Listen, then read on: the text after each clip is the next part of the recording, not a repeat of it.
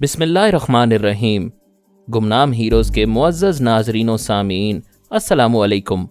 Doctor محمد انیب سلیمی کے ساتھ آپ سن رہے ہیں دیوتا۔ تو آئیے بڑھتے ہیں کہانی کی جانب۔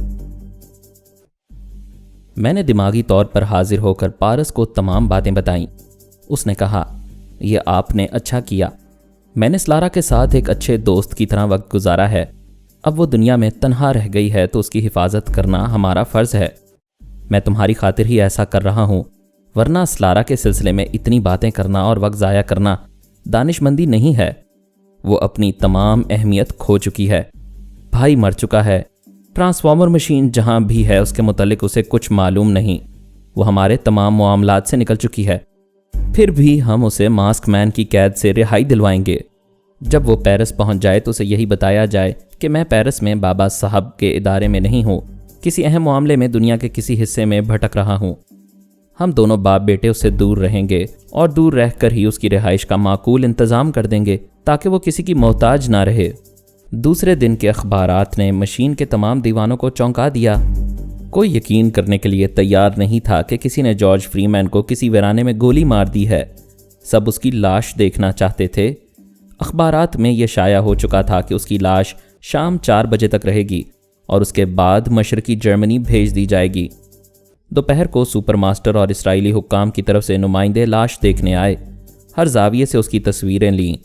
ان کے پاس اینٹی میک اپ کیمرے بھی تھے تاکہ لاش پر اگر میک اپ کیا ہو تو اس کے پیچھے چھپا ہوا چہرہ واضح ہو جائے۔ شام کو وقت مقررہ پر اس کی لاش ماسک مین کے پاس روانہ کر دی گئی۔ مجھے واقعی مزید دھمکی دینے کی ضرورت نہیں پڑی تھی۔ سلارا آدھی رات سے پہلے ہی پہنچ گئی۔ اخباری رپورٹر اور فوٹوگرافر اسے گھیرے ہوئے طرح طرح کے سوالات کر رہے تھے۔ وہ جواب میں کہہ رہی تھی، میں نے اخبار میں پڑھا ہے کہ فرحاد علی تیمور نے میری رہائی کا انتظام کیا ہے۔ میں ان کا شکریہ ادا کرتی ہوں اور ان کے بیٹے پارس سے فوراً ملنا چاہتی ہوں۔ ایک اعلیٰ افسر نے کہا، ہمیں افسوس ہے پارس نہ تو پیرس میں ہے اور نہ ہی بابا صاحب کے ادارے میں ہے۔ وہ کہاں ہے یہ ہم نہیں جانتے، اور فرحاد صاحب کے متعلق تو ساری دنیا جانتی ہے کہ ان کا ٹھکانہ کوئی نہیں جانتا۔ جب بھی وہ منظر عام پر آتے ہیں تو کسی ڈرامائی مرحلے پر ڈمی ثابت ہوتے ہیں۔ یہ سن کر وہ مایوس ہو گئی تھی، لیکن اس امید پر وہاں رہ گئی کہ پارس سے شاید جلد ہی ملاقات ہو سکے۔ ماسک مین نے سلارا کو واپس بھیج دیا تھا۔ اگر جو بھی اس کے پاس ہوتی تو اسے بھی واپس بھیج دیتا، کیونکہ ٹرانسفارمر مشین اتنی آسانی سے ہاتھ آنے والی نہیں تھی، اور یہی بات دوسروں پر بھی صادق آتی تھی۔ جارج فریمین کی موت کے بعد کوئی اس مشین کو آسانی سے حاصل نہیں کر سکتا تھا۔ اس لیے مجھے امید تھی کہ جو کو جو بھی لے گیا ہے وہ اگر دشمنی سے خوف زدہ ہے تو اسے ہمارے پاس واپس بھیج دے گا۔ اگرچہ یہ میری خام خیالی تھی، لیکن کبھی کبھی بچگانہ بات بھی پوری ہو جاتی ہے۔ پارس اپنے بیڈ روم میں سو رہا تھا۔ اس نے حسب عادت اپنے دماغ کو ہدایت دی تھی، اگر کوئی غیر معمولی بات ہو تو آنکھ کھل جائے، اور وہ غیر معمولی بات ہو گئی۔ اس کی آنکھ کھل گئی۔ اس نے نیند بھری آنکھوں سے دیکھا۔ بستر کے قریب ہی جو کھڑی ہوئی تھی۔ اسے یقین نہیں آیا۔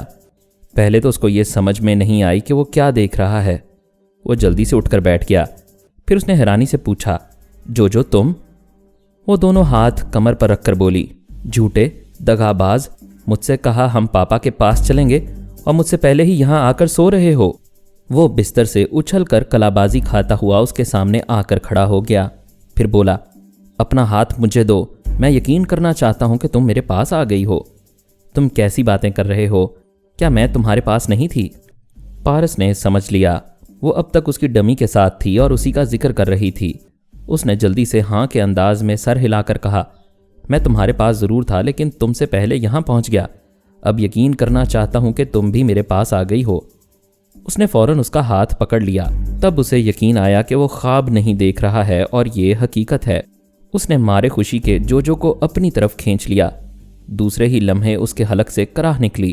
جو نے اونچی ایڑی کی سینڈل پہنی ہوئی تھی، اس نے وہ ایڑی پارس کے پاؤں پر زور سے ماری تھی۔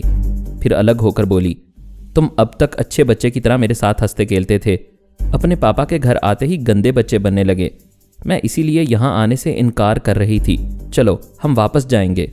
نہیں جو میں پہلے کی طرح اچھا بچہ ہوں، بس ذرا خوشی سے بے قابو ہو گیا تھا۔ اب ایسا نہیں ہوگا، آؤ پاپا سے ملتے ہیں۔ وہ ذرا پیچھے ہٹ کر بولی، وہ میرا دماغ تو خراب نہیں کریں گے؟ ماما مجھ پر تنویمی عمل تو نہیں کریں گی نا؟ وہ ایسا کبھی نہیں کریں گے، میں نے منع کیا ہے کہ میری جوجو کی مرضی کے خلاف کوئی کچھ نہ کرے۔ وہ خوش ہو کر بولی، تمہارے ہی بھروسے پر آئی ہوں، دیکھو مجھے اپنے ماں باپ سے بچا کر رکھنا، تم فکر نہ کرو، میں تمہارے ساتھ ہوں۔ وہ اس کا ہاتھ پکڑ کر اس کمرے سے نکلا، پھر میرے بیڈ روم کے دروازے پر دستک دی۔ میں نے فوراً ہی آنکھیں کھول دیں، پوچھا کون ہے؟ پارس نے کہا، پاپا جلدی دروازہ کھولیے، دیکھیے کون آیا ہے۔ میں نے فوراً اٹھ کر دروازہ کھولا تو جوجو کو دیکھ کر حیران رہ گیا۔ اس نے مجھے ادب سے سلام کیا، مگر سہمے ہوئے انداز میں پارس کے پیچھے چلی گئی۔ وہ ہنستے ہوئے بولا، یہ آپ سے اور ماما سے ڈر رہی ہے، اس کے دل سے ڈر نکال دیجئے۔ میں نے بڑے ہی محبت بھرے انداز میں کہا، تم تو میری بیٹی ہو، میں بھلا تمہارا دماغ خراب کر سکتا ہوں؟ وہ تو میرا دماغ خراب ہو گیا تھا جو میں ایسی باتیں تمہاری ماما سے کہہ رہا تھا۔ اب میں نے تمہاری ماما کو بھی سختی سے ڈانٹ دیا ہے۔ آپ سچ کہہ رہے ہیں؟ ہاں، تم تو جانتی ہو اتنی بڑی دنیا میں تم ہی تو ایک بیٹی ہو، ہم تم سے دشمنی کبھی نہیں کریں گے، ہمیشہ محبت کرتے رہیں گے، آؤ میرے پاس۔ وہ جھجکتی ہوئی میرے پاس آئی۔ میں نے اس کا سر اپنے سینے سے لگا کر تھپکتے ہوئے کہا، میری بیٹی بہت سمجھدار ہے، اب یہاں اطمینان سے بیٹھ کر ہمیں بتائے گی کہ اتنے دنوں تک کہاں تھی اور اب کہاں سے آ رہی ہے۔ ہم سب کمرے میں آئے۔ جوجو نے کہا، آپ مجھ سے کیوں پوچھ رہے ہیں؟ پارس سے پوچھ لیجئے، یہ بھی تو میرے ساتھ تھا۔ میں نے بات بناتے ہوئے کہا، تمہیں یاد ہے جب تم آخری بار میرے گھر سے نکل کر گئی تھی تو کوکو چاکلیٹ کھا رہی تھی؟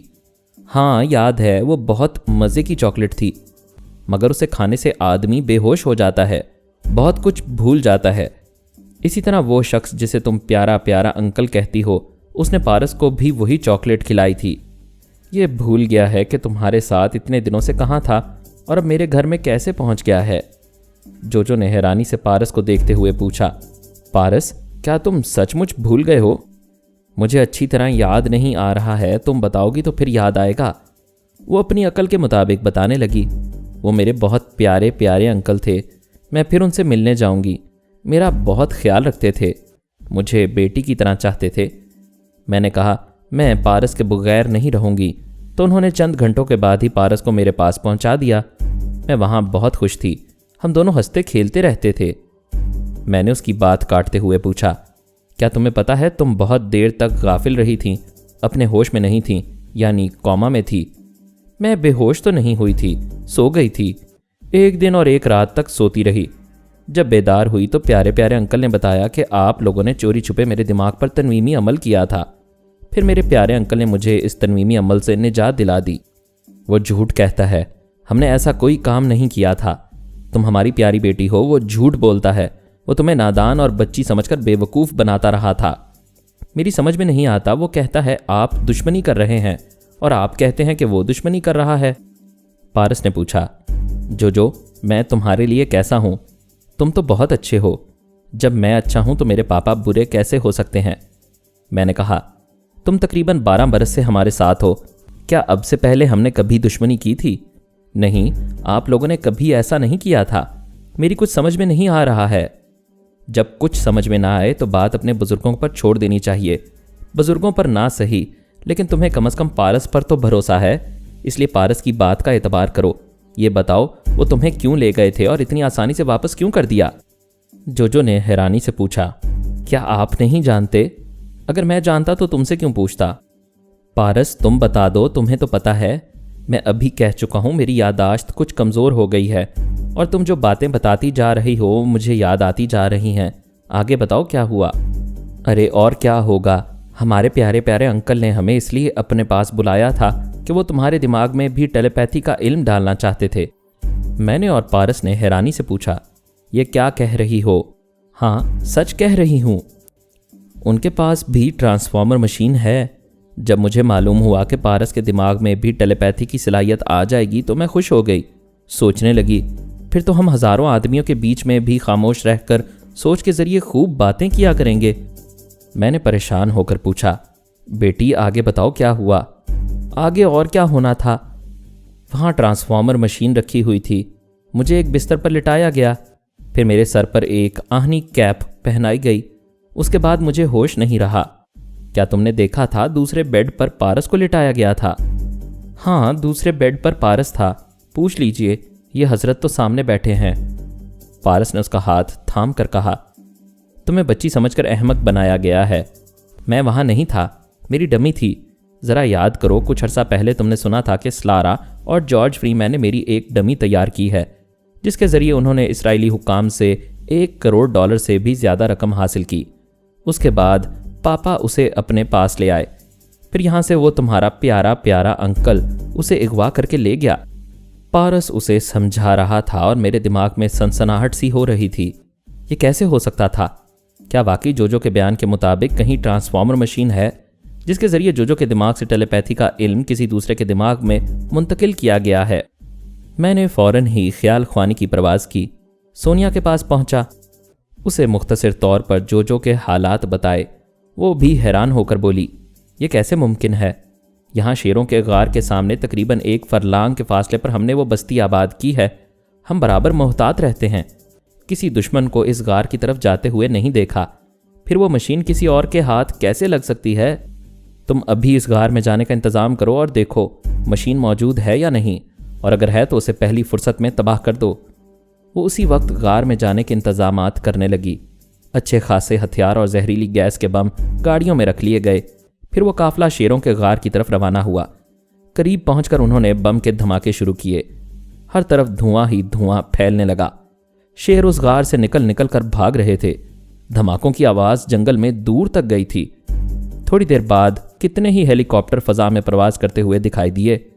اس وقت تک سونیا غار کے اندر پہنچ گئی تھی، وہ اپنے ساتھیوں کے ساتھ گیس ماسک پہنے ہوئے تھی۔ اندر دھواں ہی دھواں تھا، دھواں چھٹنے کا انتظار کیا جاتا تو دوسرے لوگ سر پر پہنچ جاتے۔ اس نے جیپ کی ہیڈ لائٹس روشن کر دی تھیں اور اسی روشنی میں سبل سبل کر ڈرائیو کرتی جا رہی تھی۔ آخر اس جگہ پہنچ گئی جہاں بڑے بڑے پتھر رکھے ہوئے تھے اور کچھ پتھروں کے پیچھے وہ ٹرانسفارمر مشین چھپائی گئی تھی۔ اس کے وفاداران نے جیپ سے اتر کر فوراً ہی ان پتھروں کو ایک طرف ہٹانا شروع کر دیا تو مشین نظر آنے لگی۔ بڑی حیرانی کی بات تھی، مشین تو اسی جگہ موجود تھی، پھر وہ تیسری مشین کہاں سے آ گئی جس میں سے جوجو کو گزارا گیا تھا اور اس کے دماغ سے ٹیلی پیتھی کا علم کسی دوسرے کے دماغ میں منتقل کیا گیا تھا؟ کیا وہ مشین جو سونیا نکال رہی تھی جعلی تھی اور اصلی وہاں سے کوئی لے گیا تھا؟ سونیا اس مشین کے ایک ایک حصے کے متعلق مجھے بتانے لگی اور میں تصدیق کرنے لگا کہ یہ اصلی مشین ہے۔ پوری مشین چیک کرنے کے بعد یقین ہو گیا کہ جارج فری مین کی ٹرانسفارمر مشین وہی ہے اور اسے اب تک کسی نے ہاتھ نہیں لگایا تھا۔ سونیا وہاں سے وہ اصلی مشین لے جا رہی تھی۔ غار سے نکلتے ہی ہیلی کاپٹر سے بم کے دھماکے ہونے لگے۔ سونیا کے وفاداروں نے پہاڑی کے اوپر مورچہ بنا لیا تھا اور وہاں سے ہیلی کاپٹر پر فائرنگ کر رہے تھے۔ سونیا کو وہاں سے مشین کے ساتھ نکل جانے کا موقع دے رہے تھے۔ اس کے آس پاس کئی گاڑیاں تھیں، دور ہیلی کاپٹر سے وارننگ دی جا رہی تھی، ہم میڈم سونیا کو پہلی اور آخری بار سمجھاتے ہیں، اس غار سے جو بھی سامان نکالا گیا ہے اسے کھلے میدان میں چھوڑ دیا جائے، ورنہ وہ سامان کے ساتھ زندہ سلامت نہیں جا سکیں گی۔ اس کے جواب میں سونیا کے آس پاس چلنے والی گاڑیوں کی چھتوں پر کھڑے ہوئے مسلح افراد ہیلی کاپٹر کی طرف فائرنگ کر رہے تھے۔ پہاڑیوں پر سے بھی فائرنگ ہو رہی تھی۔ ہیلی کاپٹر کو قریب آنے کا موقع نہیں مل رہا تھا اور سونیا بڑی کامیابی سے 1 فرلانگ کا فاصلہ طے کرتے ہوئے اس بڑے سے کاٹیج میں پہنچ گئی تھی جس کے فرش کے نیچے تقریباً 20 فٹ گہرا گڑھا تھا، اس میں صرف لکڑیاں بھری ہوئی تھیں۔ سونیا اور اس کے ساتھیوں نے جلدی جلدی مشین کے وہ تمام حصے لا کر اس گڑھے میں پھینک دیے، پیٹرول چھڑک دیا گیا، پھر باہر آ کر چاروں طرف سے پیٹرول چھڑکنے کے بعد آگ لگا دی گئی۔ کھلے میدان میں دشمنوں کی طرف سے فائرنگ ہو رہی تھی اور اس فائرنگ کا جواب بھی دیا جا رہا تھا۔ لکڑی کے بڑے سے کاٹیج سے اب شعلے نکل رہے تھے۔ سونیا کے پاس 2 ہیلی کاپٹر تھے، اس کے ساتھ ہی ان ہیلی کاپٹروں کے ذریعے دوسرے ہیلی کاپٹر پر فضائی جنگ میں مصروف تھے۔ زمین سے لے کر فضا کی بلندیوں تک دھماکے ہو رہے تھے، فائرنگ کی آوازیں دور تک جنگلوں میں گونج رہی تھیں، جانور دہشت زدہ ہو کر بھاگ رہے تھے۔ اس کاٹیج میں چھت کی بلندی سے لے کر گڑھے کی گہرائی تک آگ ہی آگ تھی۔ اب وہ آگ آسانی سے بجھائی نہیں جا سکتی تھی، وہاں اتنا پانی بھی نہیں تھا، اگر وہ قریب بھی پہنچ جاتے تو اس بڑھتی ہوئی آگ کو بجھانا ممکن نہ ہوتا، لہٰذا مشین کے دیوانے دور ہی دور سے پرواز کرتے ہوئے اس مشین کے جلنے کا تماشا دیکھ رہے تھے۔ दूसरे दिन के अखबारात ने मशीन की तबाही के सिलसिले की खबरें शाया कीं और ये वाज़े तौर पर लिखा कि अब हमारी दुनिया में कोई ट्रांसफॉर्मर मशीन नहीं रही है। मशीन के दीवानों को मायूस हो जाना चाहिए। हम भी यही समझ रहे थे। दोनों मशीनों को हमने तबाह किया था, तीसरी मशीन हो नहीं सकती थी। और जोजो ने जो बयान दिया था वो बचगाना था, और एक बचगाना जहन रखने वाली लड़की के बयान पर किस हद तक यकीन किया जा सकता था। इस सिलसिले में एक बात खटक रही थी, आखिर वो अगवा करने वाला जोजो को किस मकसद से ले गया था? फिर उसने किसी तरह का नुकसान पहुंचाए बगैर उसे आराम से वापस कर दिया था। आखिर उसने ऐसा क्यों किया था? हम 2 हफ्ते तक इस मसले में उलझते रहे। 2 मशीनों को तबाह करने के बाद अगरचे इत्मीनान हो गया था, लेकिन जोजो के बयान ने और उसके अगवा ने हमें बुरी तरह उलझा कर रख दिया था। ठीक 2 हफ्ते बाद मैंने अपने दिमाग में पराई सोच की लहर महसूस की। पहले तो मैंने सांस रोकी, फिर पूछा, कौन? रसवंती? किसी मर्द का कहकहा सुनाई दिया। मैंने पूछा, आर्मर, क्या तुम हो? इस तरह क्यों हंस रहे हो? एक अजनबी सी आवाज़ ने हंसते हुए पूछा, मिस्टर फरहाद अली तैमूर, क्या एक टेलीपैथी जानने वाले को अपने दिमाग में खुशामदीद नहीं कहोगे? मैं खड़ा हुआ था, धप से सोफे पर गिर पड़ा। ये मेरे लिए बहुत बड़ा शौक था। मैं कभी सोच भी नहीं सकता था कि नया टेलीपैथी जानने वाला हमारी दुनिया में आ सकता है, और वो भी मशीन के ज़रिए। उसकी आवाज़ सुनाई दी, तुम दुरुस्त सोच रहे हो। कुदरती तौर पर टेलीपैथी सीखना बहुत मुश्किल है। एक ट्रांसफॉर्मर मशीन के कामयाब तजर्बे ने मुझे तुम्हारे दिमाग में पहुंचा दिया है। तुम कौन हो? वो हंसते हुए बोला, अपनी प्यारी प्यारी जोजो बेटी का प्यारा प्यारा अंकल। मैं इस मासूम लड़की का एहसान कभी नहीं भूलूंगा। जब तक जिंदा रहूंगा उसे एक बाप की तरह चाहता रहूंगा। उसके दिमाग ने टेलीपैथी का इल्म मुझे दिया। मैंने अपने दिमाग से एक दूसरे साथी के दिमाग में यही इल्म मुंतकिल किया। मेरे दूसरे साथी ने तीसरे के दिमाग में मुंतकिल किया। इस तरह हम 7 टेलीपैथी जानने वाले इस दुनिया में नया जन्म ले चुके हैं। मैंने एक गहरी सांस लेकर कहा, ओ खुदाया, ये क्या हो गया? अज़ल से अब तक एक ही शैतान था जो हर इंसान के दिमाग में घुस जाता था। अब तो दिमागों में घुसने वाले 7 शैतान और पैदा हो चुके हैं। बाज़ हक़ाइक़ ऐसे होते हैं जो अचानक ही ज़ाहिर होते हैं और दिमाग को शदीद झटका पहुंचाते हैं, जैसे बिजली यकबारगी स्याह बादलों से लपकती है, फिर आंखों को खेरा करती हुई जाने कहाँ गुम हो जाती है, लेकिन उसकी चमक देर तक आंखों को चुंधियाती रहती है। बस ऐसी ही वो हकीकत थी जो मेरे दिलो दिमाग में बोल रही थी, और मुझे यकीन नहीं आ रहा था कि हमारी दुनिया में तीसरी ट्रांसफॉर्मर मशीन भी मौजूद है जो टेलीपैथी जानने वाले शैतानों को जन्म देती जा रही है। बड़ी हैरानी की बात थी, आखिर वो तीसरी ट्रांसफॉर्मर मशीन कहाँ से आ गई? वो कब तैयार हुई? किसने तैयार की? ये महज मेरी ज़ाती मालूमात नहीं थीं। सब जानते थे, सारी दुनिया जानती थी कि एक ट्रांसफॉर्मर मशीन सुपर मास्टर के मुल्क में थी जिसे हमने तबाह कर दिया था। दूसरी ट्रांसफॉर्मर मशीन जो अफ्रीका के जंगल में थी, उसे भी तबाह करने का सहरा हमारे सर रहा। मैंने गोडाउनी के ज़रिए मशीन का नक्शा और उसकी फोटोस्टैट कॉपियाँ जला डाली थीं। अलबत्ता एक नक्शा सुपर मास्टर के मुल्क में रह गया था। मैंने अपने दिमाग में आने वाले से पूछा, तुम कौन हो? अपना तारुफ करवाओ। उसने हंसते हुए कहा, मैं ज़रूर अपना तारुफ कराऊंगा, लेकिन ये बात अच्छी तरह समझ लो, तुम मेरा और मेरे दूसरे टेलीपैथी जानने वाले साथियों का जिक्र किसी दूसरे से नहीं करोगे। अगर ऐसा करूंगा तो हम तुम्हारे खिलाफ कोई ताकत इस्तेमाल नहीं करेंगे। तुम ज़बरदस्त कुव्वत इरादी के मालिक हो, सांस भी रोक लेते हो। हम तुम्हारे दिमाग में ज़लज़ला भी पैदा नहीं कर सकते। फिर किस बलबोते पर मुझे पाबंद करना चाहते हो? हम तुम्हारा मजाक उड़ाना नहीं चाहते। तुम दुनिया वालों से चीख चीख कर कहोगे, कुछ नए टेलीपैथी जानने वाले पैदा हो गए हैं। कोई यकीन नहीं करेगा, इसलिए कि हम तुम्हारी तरह अहमकाना अंदाज में अपनी ख्याल ख्वानी का मुजाहिरा नहीं करेंगे। वो फिर अपने मखसूस अंदाज में हंसने लगा। उसके बाद बोला, ज़रा सोचो, ज़रा अक्ल से काम लो। 2 ही ट्रांसफॉर्मर मशीनें थीं और दोनों को तुम लोगों ने तबाह कर दिया। उसे तबाह करके अपने पाँव पर कुल्हाड़ी मारी। तुम किसी से कहोगे कि मैं जो कोई भी हूँ तुम्हारे दिमाग में आता हूँ, तो लोग तुमसे सवाल करेंगे, भाई कोई कैसे तुम्हारे दिमाग में आता है, जबकि तुम लोगों ने खुद ही ट्रांसफॉर्मर मशीन का वजूद इस दुनिया से मिटा दिया है। ये आइंदा की बातें हैं, और आइंदा कोई भी बात बिल्कुल वैसी ही नहीं होती जैसी हम तुम चाहते हैं। अभी तुम अपना नाम और जुग्राफिया बताओ। कोई भी मैदान जीत लेने के बाद इतनी खुशी होती है कि आदमी बात बात पर बेख्तियार कह लगाता है। वो भी कहा लगाने लगा। फिर उसने कहा, मेरा नाम सुनोगे तो चौंक जाओगे। वैसे मेरा कोई नाम नहीं है, बस एक ओहदा है। मैं सुपर मास्टर हूँ। चश्मे ज़दन में सारा मामला समझ में आ गया। मैंने कहा, अब मेरी समझ में आया। तुम लोगों ने मुझसे वो ट्रांसफॉर्मर मशीन हासिल करने के बाद एक और मशीन तैयार कर ली थी। तुम कड़ी से कड़ी मिलाते जाओगे। सीधी सी बात है, हमारा मुल्क सुपर पावर है, हमारे हाथ दौलत की कमी नहीं है। जब हम चांद पर रॉकेट भेजते हैं और सितारों पर कुमंद डालने की कोशिश करते हैं तो ऐसी ट्रांसफॉर्मर मशीन की क्या अहमियत है। हम दर्जनों ऐसी मशीनें तैयार कर सकते हैं।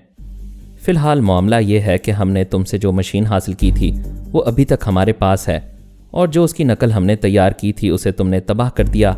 तुम भी खुश हो गए, हम भी खुश हैं। बेशक इतना अमीर तरीन मुल्क एक नहीं दर्जनों मशीनें तैयार करा सकता है।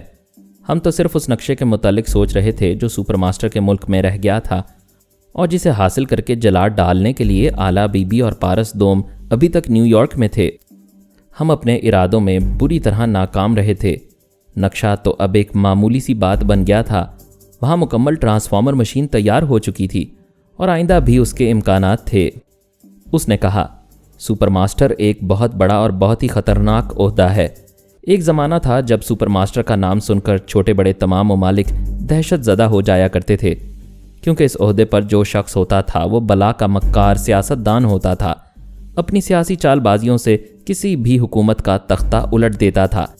जब से तुमने टेलीपैथी का हथियार इस्तेमाल करना शुरू किया है तब से सुपर मास्टर की अहमियत कम होते होते सिफर रह गई थी। मिस्टर फरहाद, तुम्हें वो मास्टर यूशे तो ज़रूर याद होगा ना? हाँ, मुझे याद है, और मेरे क़ारीन को भी याद होगा। वो पहला सुपर मास्टर था जो दुश्मन बनकर मेरी ज़िंदगी में आया था। मैं उसे इसलिए भी नहीं भुला सका हूँ कि उन दिनों में सोनिया उसकी आलाए कार थी और मेरी जानी दुश्मन थी। और मास्टर यूशे इसलिए भी याद रहेगा कि वही एक ऐसा सुपर मास्टर था जो टेलीपैथी जानता था। हाँ, मास्टर यूशे, जिसे तुमने मार डाला था। तुम मेरे बाप के कातिल हो। मैंने हैरानी से पूछा, बाप? मैं मास्टर यूशे का बेटा हूँ। आज से 20 बरस पहले मैंने कसम खाई थी कि मैं तुम्हें कुत्ते की मौत मार दूंगा और तुम्हारा मुकाबला करने के लिए टेलीपैथी का इल्म हासिल करूंगा। तब से मैंने ये इल्म हासिल करने के हर मरहले से गुजरते रहने की कोशिश की। बरसों तक क्षमा बीनी और ना जाने क्या कुछ करता रहा, लेकिन ये इल्म हासिल ना हो सका। एक बुजुर्ग ने कहा, अपने अंदर इंतकामी जज्बा रखकर कोई भी इल्म या हुनर हासिल करना चाहोगे तो कभी कामयाबी नहीं होगी। वो ज़रा तवक्कुफ से बोला। मैं बड़ी उलझन में था। अपने अंदर से इंतकामी जज्बा नहीं निकाल सकता था। हर रात हर दिन ये सोचता था कि किसी तरह तुम्हारी शारग तक पहुंच जाऊं। बहरहाल मैं नहीं जानता था कि ये मेरी बदनसीबी थी या इंतकामी जज्बा था जिसने मुझे टेलीपैथी सीखने का मौका नहीं दिया। मैंने कहा, इसके बावजूद तुम सीख गए। लोग सच कहते हैं, जज्बा अगर सच्चा हो, इरादे अगर चट्टान की तरह मजबूत हों तो इंसान की ख्वाहिश एक दिन ज़रूर पूरी होती है। जब ट्रांसफॉर्मर मशीन का चक्कर चला तो मैं अपनी तमाम सलाहियतों के साथ मैदान अमल में आ गया। खुद को गुमनाम रखा, लेकिन ये कसम खा ली कि वो मशीन ज़रूर हासिल करूँगा। चूँकि मैं मास्टर यूशे का बेटा हूँ, इसलिए यहाँ के आला हुक्काम मेरी बहुत कदर करते हैं, मुझे हर तरह की सहूलियात फराहम करते हैं। उन्होंने वादा किया था, अगर मैं ट्रांसफॉर्मर मशीन हासिल कर लूँ और उसके ज़रिए अपने बाप की तरह टेलीपैथी का इल्म हासिल कर लूँ तो मुझे सुपर मास्टर बना दिया जाएगा। और तुम सुपर मास्टर बन चुके हो। दुनिया के लिए सुपर मास्टर हूँ और तुम्हारे लिए मौत। मैंने मुस्कुराते हुए पूछा, कब तक मार डालने का इरादा है? मैं इतना नादान नहीं हूँ कि तुम्हारे लिए एक अंधी गोली किसी अंधेरे से पार्सल कर दूँ और तुम चंद सेकंड में तड़प तड़प कर हमेशा के लिए ख़त्म हो जाओ। नहीं, मैं तुम्हें जिंदा रखूँगा और ऐसी मौत मारूंगा कि तुम लम्हा लम्हा मरते रहोगे मगर जिंदा रहोगे। तुम्हारे टेलीपैथी जानने वाले साथी और तुम्हारी नाकाबिले शिकस्त सोनिया की ज़िंदगी सिर्फ तुम्हारी हिफाजत करते करते गुजरेगी, मगर वो भी तुम्हारी हिफाजत नहीं कर सकेंगे। मैं जिस अजाब में तुम्हें मुब्तला करूंगा उस अजाब से कोई तुम्हें निकाल नहीं सकेगा। मैंने मुस्कुराते हुए कहा, अभी थोड़ी देर पहले ही मैं कह चुका हूं कि ये सब आइंदा की बातें हैं और आइंदा की हर बात उस तरह नहीं होती है जिस तरह हम और तुम सोचते हैं। दुरुस्त कहते हो। तुम्हारे मुकाबले पर आने से पहले ही मैंने ये अच्छी तरह समझ लिया था कि मुझे ज़्यादा खुशफहमी में मुब्तला नहीं रहना चाहिए, लिहाजा मैं आइंदा की बात नहीं करूँगा। मैंने पूछा, تم نے میری بیٹی جوجو کو 2 ہفتے پہلے پہنچا دیا تھا، یعنی اس وقت تک تم ٹیلیپیتھی کا علم حاصل کر چکے تھے، پھر 2 ہفتے بعد مجھ سے رابطہ کیوں قائم کر رہے ہو؟ اس نے جواب دیا، میں اس عرصے میں یہ یقین کرتا رہا کہ واقعی ٹیلیپیتھی کا علم حاصل ہو چکا ہے اور یہ عارضی نہیں ہے، میرے دماغ میں یہ علم مستقل رہے گا۔ دوسری بات یہ کہ تم میرے ملک کے ہر راز سے واقف ہو، تم جس وقت چاہو پلک جھپکتے ہی یہاں قیامت جیسی تباہیاں لا سکتے ہو، میرے ملک کو دیکھتے ہی دیکھتے کنگال بنا سکتے ہو، میری قوم کو مٹا سکتے ہو۔ اس لیے میں نے سوچا پہلے اپنے ملک اور اپنی قوم کے بچاؤ کی تدبیریں کر لوں۔ تمہیں فرانس کی حکومت سر پر بٹھاتی ہے، وہاں تمہیں ہر طرح کی آسائشیں اور سہولتیں میسر ہیں، لہٰذا میں اس عرصے میں اس حکومت کے اہم رازوں تک پہنچتا رہا، اور یہ کوئی بڑی بات نہیں ہے۔ حکومت فرانس کے اعلیٰ حکام آئے دن ریڈیو اور ٹی وی وغیرہ کے ذریعے تقریریں کرتے ہیں، اخبارات میں ان کی تصویریں چھپتی ہیں، ان کے دماغوں تک پہنچنا کوئی بڑی بات نہیں ہے۔ اسی طرح فوجی جرنل اور کرنل بھی ہم سے چھپے نہیں رہ سکتے۔ مختصر یہ کہ میں نے اس ملک کا ایک ایک راز اسی طرح معلوم کیا ہے جس طرح تم ہمارے تمام رازوں سے واقف ہو۔ اگر تم نے ہمیں ایک ذرا سا بھی نقصان پہنچایا تو ہم ٹیلیپیتھی جاننے والے حکومت فرانس کو 10 جگہ سے نقصان پہنچائیں گے، اور اس کا الزام تمہارے سر پر آئے گا، کیونکہ یہ نقصان ٹیلیپیتھی کے ذریعے ہوگا، اور ٹیلیپیتھی تمہارے 3 ساتھی جانتے ہیں، ہم تو یہ بالکل نہیں جانتے۔ یہ کہتے ہی وہ فاتحانہ انداز میں کہے لگانے لگا۔ میں اب بھی سانس روک کر اسے دماغ سے باہر نکال سکتا تھا، لیکن اس سے بہت کچھ پوچھنا چاہتا تھا۔ ابھی اس نے کہا تھا، میرے مقابلے پر آنے سے پہلے اس نے یہ تہیہ کر لیا ہے کہ کبھی کسی خوش فہمی میں مبتلا نہیں رہے گا، لیکن ایسے 2-4 ہی لوگ ہوتے ہیں جو بڑی مشکل سے اپنی کمزوریوں پر قابو پاتے ہیں۔ وہ جتنی ڈینگیں مار رہا تھا اس سے پتہ چل رہا تھا کہ بڑی خوش فہمی میں مبتلا ہے، اور یہی چیز اسے ایک دن لے ڈوبے گی۔ میں نے پوچھا، تمہارے باقی 6 ٹیلیپیتھی جاننے والے ساتھی یقیناً تمہارے ماتحت ہوں گے؟ بے شک وہ میرے ماتحت ہیں۔ اس کا مطلب ہے کہ تم نے ان ماتحتوں کے دماغوں میں ٹیلیپیتھی منتقل کرانے سے پہلے کوئی ایسی کمزوری بھی رکھی ہوگی جس کے باعث وہ تم سے برتر نہیں ہو سکیں گے۔ یہ محض تمہارا خیال ہے۔ کیا تم نے اپنے ٹیلیپیتھی جاننے والے ساتھیوں کو کسی طرح کمزور بنا کر رکھا ہے تاکہ وہ کسی موقع پر تمہارا مقابلہ نہ کر سکیں؟ میں نے جواب دیا، رسونتی میری بیوی ہے، وہ 1000 اختلافات کے باوجود میری دشمن نہیں بن سکتی۔ ماضی میں اس نے دشمنوں کے فریب میں آ کر مجھ سے طرح طرح کے اختلافات کیے، لیکن پھر میرے پاس چلی آئی۔ اس نے کبھی مجھے جانی نقصان نہیں پہنچایا۔ دوسرا آرمر ہے، وہ انسان کے روپ میں ایک فرشتہ ہے، وہ دوست اور دشمن سب سے محبت کرتا ہے، پھر بھلا کسی موقع پر مجھے کیسے نقصان پہنچا سکتا ہے؟ تیسری جوجو ہے، جس کے متعلق تم اچھی طرح سمجھ چکے ہو۔ سپر ماسٹر، میرا تمہارا معاملہ الگ الگ ہے۔ تمہارے پاس جو ماتحت ہیں ان میں سے کوئی غدار بھی ہو سکتا ہے، کوئی کسی موقع پر دھوکہ بھی دے سکتا ہے، لہٰذا تم نے اس سلسلے میں ضرور کوئی پیش بندی کی ہوگی۔ اس بار وہ ذرا پریشان ہوا، ذرا سنبھل کر بولا، میں سمجھ گیا، تم میرے ماتحتوں میں کمزوریاں تلاش کر کے ان کے ذریعے مجھ تک پہنچو گے۔ میں نے کہا نا، میں زیادہ خوش فہمی میں مبتلا نہیں رہوں گا۔ ہو سکتا ہے تم ایک دن مجھ تک پہنچ جاؤ، لیکن اس سے کیا ہوتا ہے؟ میرے بعد جو سپر ماسٹر آئے گا وہ بھی ٹیلیپیتھی جاننے والا ہوگا۔ وہ دن بھول جاؤ جب تم سپر ماسٹر کو 0 بنا دیا کرتے تھے۔ اب ہم برابر کی صلاحیتوں اور قوتوں کے مالک ہیں۔ اس بار دیکھ لینا تمہارا کیا حشر ہوتا ہے۔ آج کے بعد سے تم سسک کر زندگی گزارتے رہو گے، اور میں تمہارے پاس آتا جاتا رہوں گا۔ That's all. وہ چلا گیا۔ اگرچہ ہماری گفتگو دماغ کے اندر سوچ کے ذریعے ہوتی رہی، لیکن میں اپنی زبان میں جواب دیتا رہا تھا تاکہ پارس سنتا رہے اور آنے والی نئی مصیبتوں کے متعلق اپنے طور پر رائے قائم کرتا رہے۔